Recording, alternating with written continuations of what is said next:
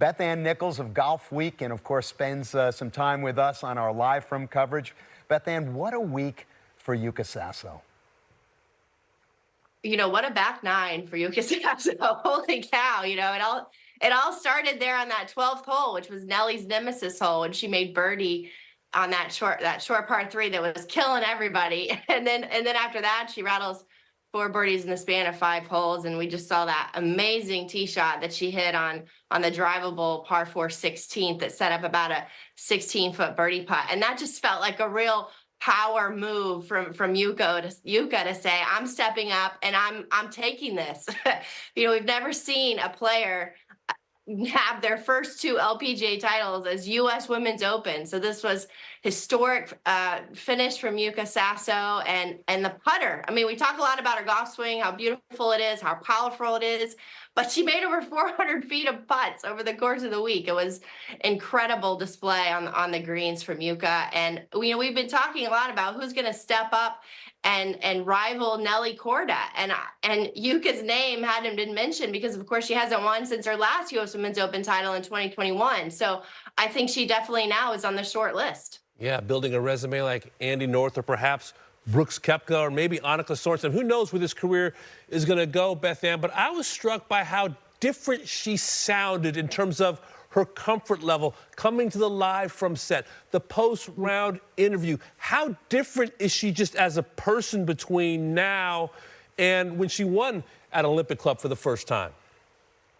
Oh, she's a lot more comfortable. You know, of course, life came at her fast. You know, she was a teenager, tied Inbee Park as the youngest to ever win the U.S. Women's Open in 2021. She was only 19 years old. She was playing on the LPGA. She'd had 2 titles over there in Japan. And of course, she wanted to win the U.S. Women's Open. She wanted to play on the LPGA, but she never expected it to come so fast. Had no idea that LPGA membership was coming along with that beautiful trophy.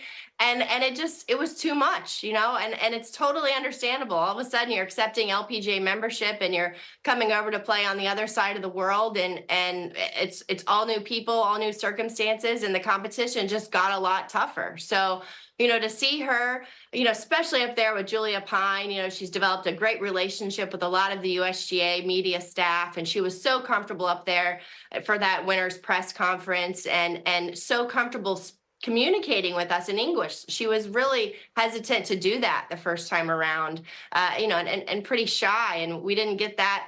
We didn't get that at all. The only time she was shy was when Julia handed her a whoopie pie and she turned her chair around to take that first bite because she didn't want to do it in front of all the cameras, which I can't blame her there. But it was the only time she was shy all afternoon.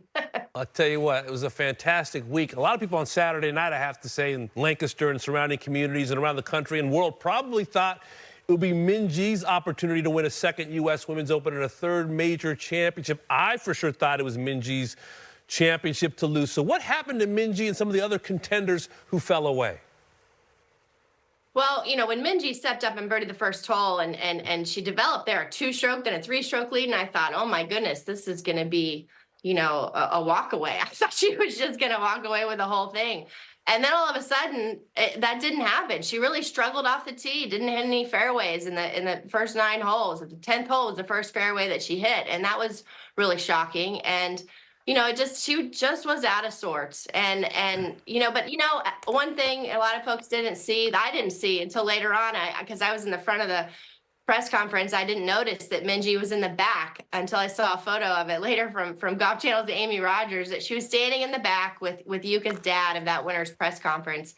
They're good friends. She's kind of, you know, mentoring her. And I thought that was a great moment and shows you that, you know, Minjee's going to be okay. She's converted an awful lot of 54-hole leads over the course of her career. She gets it done more than she doesn't. And watching her, you know, she was behind me walking out of that press conference with one of the LPGA media officials, and she sounded fine. I know she was disappointed, but she's going to be okay. For the other 2 players, I think it was a huge learning experience for them in terms of Andrea Lee and Machani Michai. You know, coming from 2 very different places. Andrea, of course, tremendous amateur career, has won on the LPGA, but has never won a really big title. This was her first time being in the last group on Sunday. And she said she learned a lot about how her body reacted to it, what the nerves felt like. And I think she'll be a different player when she goes into this circumstance again. For Wachani Michai, 31 years old, never had a top 10 at a major, never won a tournament on the LPGA. You know, she thought she might need to go play in Japan next year, that maybe she was getting too old for the LPGA. And then Lancaster happened, and all of a sudden she's an overnight leader and talking to the press. And so I think she walks away with her first top 10 in an LPGA major, with her head held high and thinking, you know, hopefully I belong here. You know, I can win out here.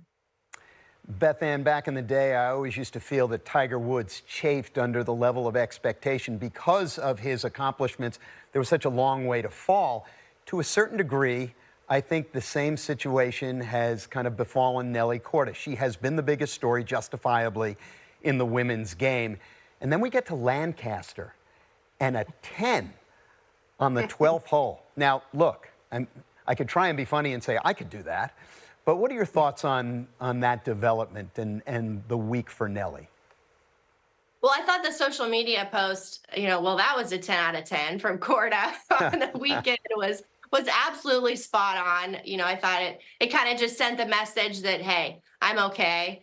And I think she is okay. And I actually started thinking about 2021 when she missed the cut in the US Women's Open, and how that kind of lit a fire under her. And she won the Meyer, and then she went out and she won the KPMG Women's PGA for her first major. And then she went and won a gold medal. And so her next start will be the Meyer, followed by the KPMG. And hey, it's another Olympics year. So maybe we'll see Nelly Korda have a 2021 redo. But, you know, I think that if Nelly just goes out and makes triple on that hole, all she has to do is make a triple, and she makes the cut. And, you know, and who knows, maybe she makes a big push on the weekend. So I definitely think, you know, shooting 70 in the second round, you know, she's okay. This was literally a blip. And I think she probably learned a lot from it. I'm guessing she did, because we've never seen her do anything quite like that. Beth Ann, we come to you for information. We lean on you for information. You always deliver. Thank you so much for joining us. Thank you. Always good to be with you.